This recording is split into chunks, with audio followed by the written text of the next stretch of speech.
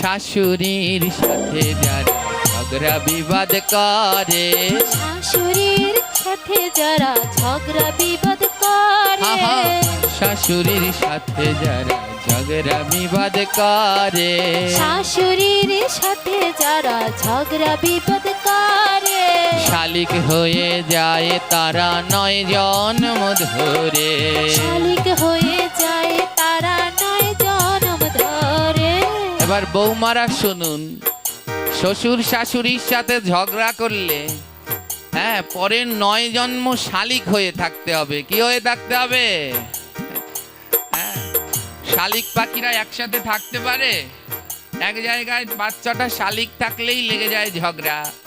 বলে এই জগতে যারা শ্বশুর শাশুড়ির সাথে ঝগড়া করবে পরের 9 জন্ম তোমরা শালিক পাখি হয়ে থাকবে। এবার শাশুড়িরা মনে মনে কয়, দেখ বউ কেমন লাগে, আর আমার সাথে ঝগড়া করবি।